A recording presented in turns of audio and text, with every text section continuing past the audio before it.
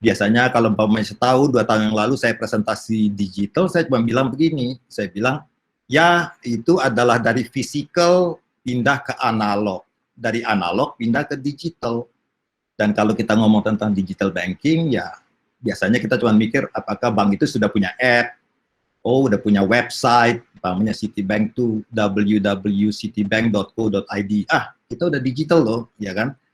Yang ingin saya presentasikan adalah bahwa konsep definition daripada digitization sekarang expanded. Dan dengan expandednya konsep daripada digitization berarti human capital yang diharapkan bisa memanage, bisa menghandle the new redefinition of digital will need to also change. Ya. Dan kemudian terakhir, saya akan sedikit kasih tentang what is available dengan Citi in terms of our policy advocacy on our holistic advisory di era digital, sehingga memberikan sedikit konteks bahwa digital itu is more than consumer banking, is more than institutional banking, tapi including governments, financial institutions, corporate, social responsibility yang harus tetap dikaitkan dengan human capital yang bisa menavigasi era-era tersebut, termasuk ESG. Jadi saya langsung aja ke slide yang pertama. Ini adalah leadership principle dari Citi yang di relaunch di tahun ini dengan our new CEO, Jane Fraser, and Citi is very proud in terms of diversity bahwa Jane Fraser adalah perempuan pertama dari Wall Street Global Bank yang menjadi CEO. Sehingga kami mengatakan that the ceiling has been broken, bahwa seorang perempuan bisa menjadi orang nomor 1 di Global Bank seperti Citi. We like to take ownership, we have to own it, we have to be on the driver's seat, we have to continue to lead. Yang kedua, we want to deliver dengan pride, karena pride for our clients, that we strive for client excellence. Saya paling suka yang ketiga, yaitu we succeed together. It is not me, it's we. Ya, jadi saya selalu bilang pada tim, we like superstars, but we prefer a winning team. Kalau satu tim kebanyakan superstar tapi timnya nggak menang-menang, percuma. Itu seperti tim sepak bola Inggris, superstarnya paling banyak, tapi jadi juara dunia tahun 1966. Sesudah itu nggak pernah lagi jadi juara dunia, tahun 70 kalah, 74 kalah, 78, sampai sekarang kalah. Paling banyak superstar, timnya nggak menang-menang. Jadi saya rasa itu yang penting, we succeed together.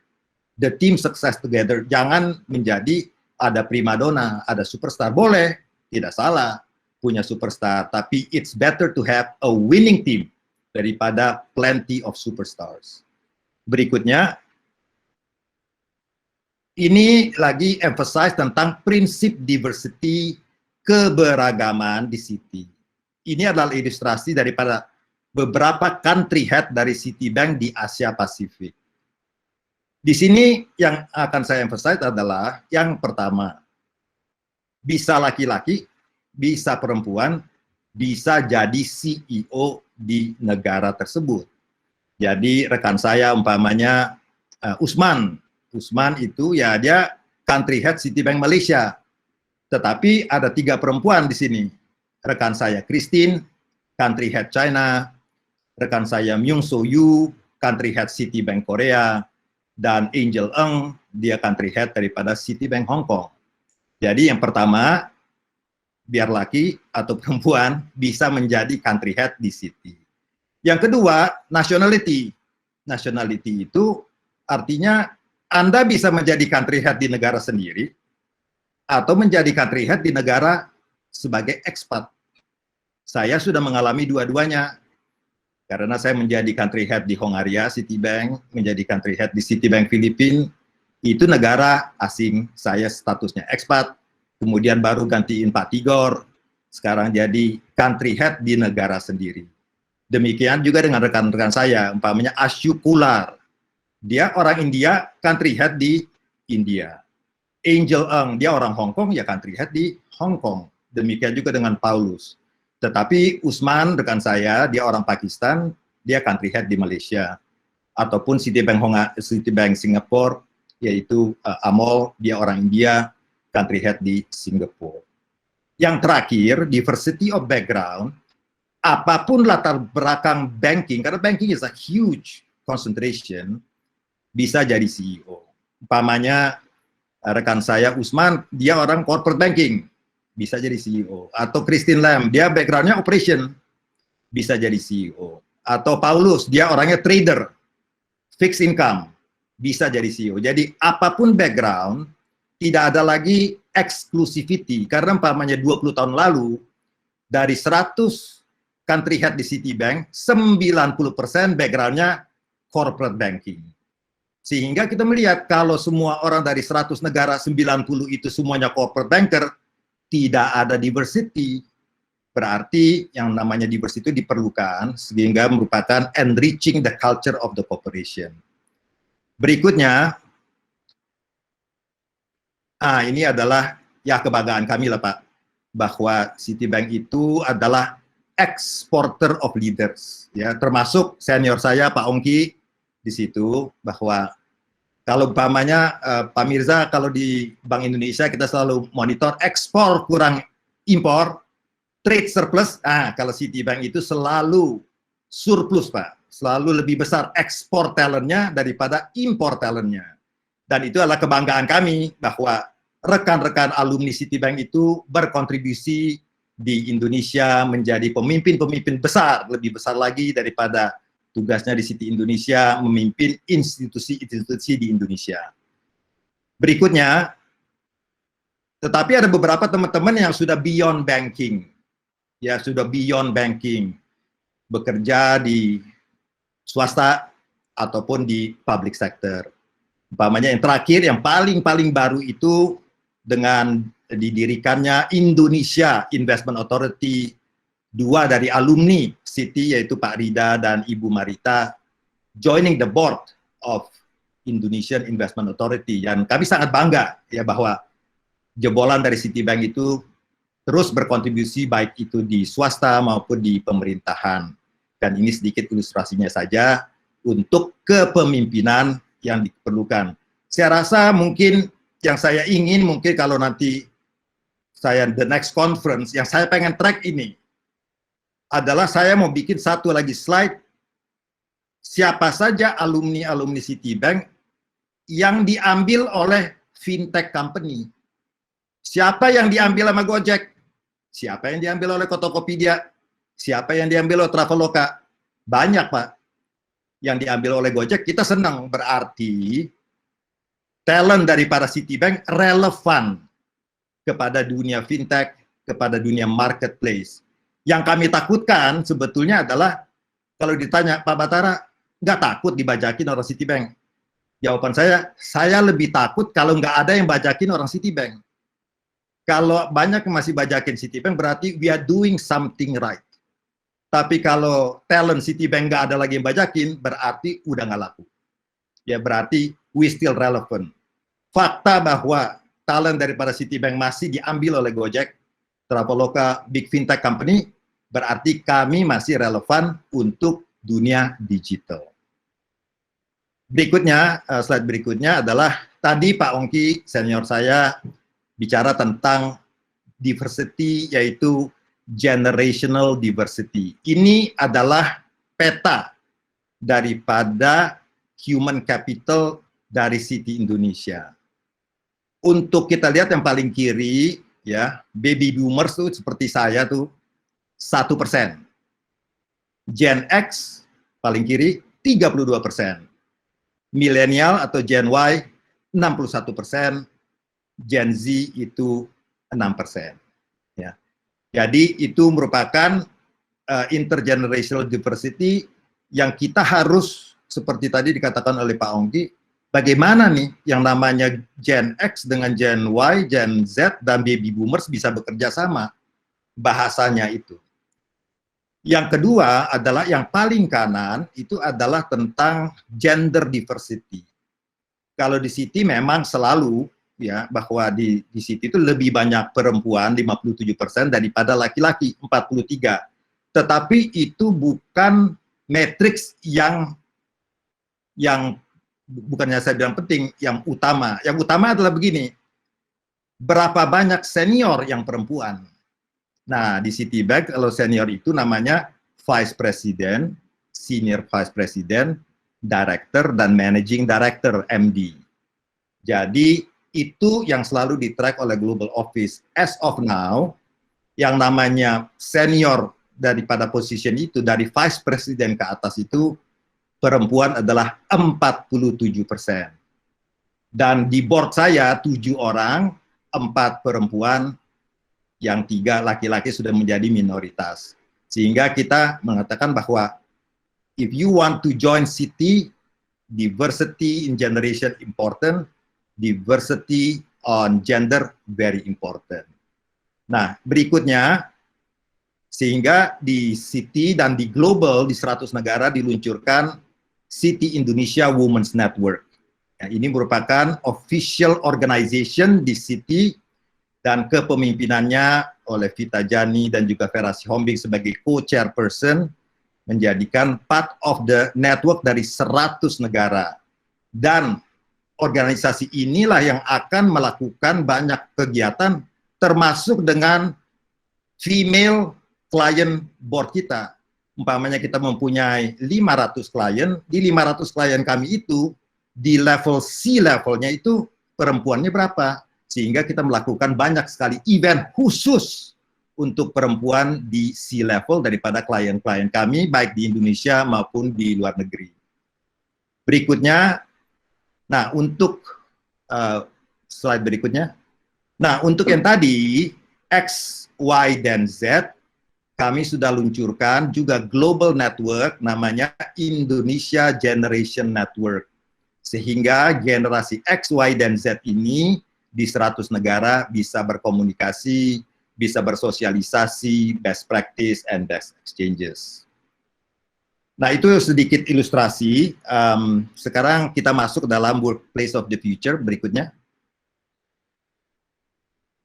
Jadi untuk workplace of the future, kita melihat bahwa kita harus invest in the digital workforce of the future karena workplace of the future untuk digital itu memerlukan beberapa soft skill dan hard skill. Ya, soft skill-nya kita lihat di sini harus adaptable, bold, kolaboratif, ya, empathy, kemudian determined dan curious. Ini merupakan 6 soft skill yang kita identify to be successful in the workplace of the future. Hard skill-nya ya tentu seperti tadi dikatakan oleh pembicara-pembicara sebelumnya, bagaimana kita menaikkan yang namanya digital quotient, ya, DQ-nya, meaningful across the board. Jadi digital quotient-nya tidak hanya di consumer banking, tidak hanya di institutional banking, tetapi beyond that, which is our stakeholders. Itu client, community, regulator, government, private sector, and juga public sector. Berikutnya, karena kita melihat untuk meninggikan digital quotient ini, kita melihat bahwa the world is getting more complex, multidimensional, dan everything is happening at the same time with increasing velocity of change. Ya, baik itu monetary and fiscal policy under stress, productivity, GDP, high level of debt, demografi juga tadi kita katakan tentang X, Y, dan Z, urbanization, everything is about big cities, ya, karena big cities drive the economy. Kemudian ada juga inequality, ya, juga nationalism, dan juga protectionism juga kita melihat. Jadi hal-hal yang demikian ini yang kemudian bungkusannya adalah digital, memerlukan DQ atau digital quotient yang holistic for the future. Berikutnya, ini juga ada beberapa ilustrasi what will happen by 2025. Ya. Umpamanya ada 1 trillion sensor connected to the internet. Robotik farmasi akan ada di US. Jadi tren-tren yang demikian ini, baik itu tren di retail sector maupun di institutional sector, membuat kami bahwa yang tadinya namanya itu adalah B2B, B2C, kemudian C2C, sebetulnya menjadi B2B to C2C, ya, business to business, to client, dan kemudian between client, ya, sehingga men-change ekosistem daripada the future, dan kemudian semuanya dibungkus oleh digital. Berikutnya, sehingga ini yang tadi saya katakan, we have to redefine digitization. Digital itu apa? Dulu kita bilang, oh digital is just an extension, dulu namanya analog, ya. Sekarang analog itu sudah berubah menjadi digital, ya. Jadi sekarang dikatakan bahwa digital is not just technology, tapi is a wide range of technologies across digital, physical, biological field, baik individu ataupun combination of individual, which is corporate, untuk new market atau business, blue ocean strategy, dan solving economic and social problem juga interconnected. Sehingga yang namanya digitization itu a bit broad encompassing definition sekarang. Berikutnya,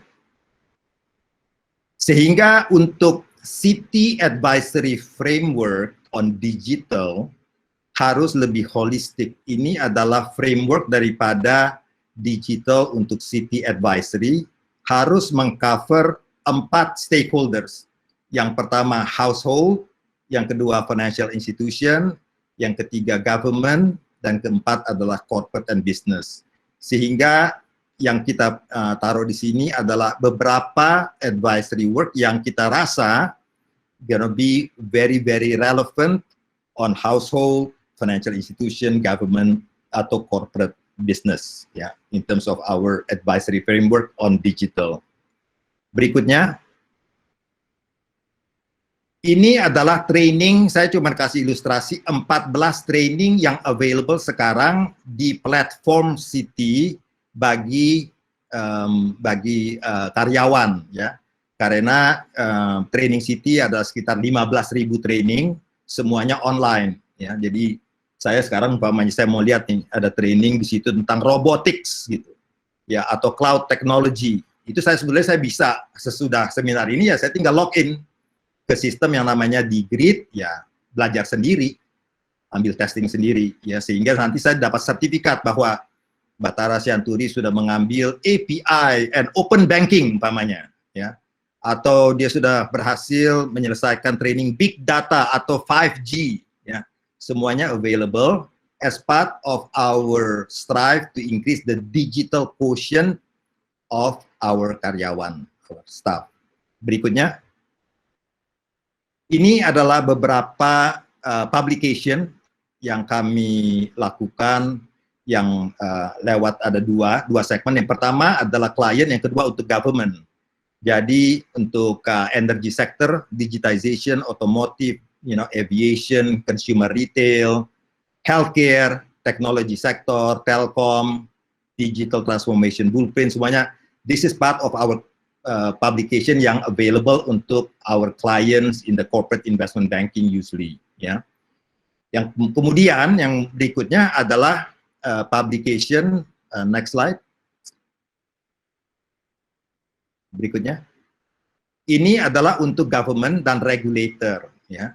Di mana kami mempublication digitization di supply chain, kemudian payment landscape yang biasanya untuk central bankers, kemudian digital framework dan advisory juga untuk emerging technology, blockchain, ya, dan digital currency umpamanya.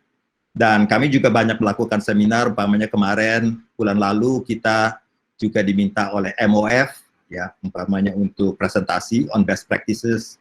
Tadi saya lihat juga ada MOF minta lagi untuk presentasi central bank digital currency yang sedang kami siapkan untuk presentasi kepada MOF on best practices daripada Citi on this topic. So this is more forward looking untuk regulators and policy makers. Jadi last slide adalah ini adalah beberapa broad range daripada Citi work on digital, sehingga saya memberikan ini supaya untuk menunjukkan bahwa digital is beyond just consumer banking and institutional banking. Ada framework and tool, research insight, umpamanya industry trends, digital solution, ya, umpamanya including juga banking solutions, and then partner which is B2B to C2C, City Ventures, ya, investment in all the small and medium fintech, and then juga beberapa best practices. Jadi saya stop di situ saja. Saya rasa dengan ini mudah-mudahan memberikan sedikit konteks lagi bahwa we have a new definition on digital.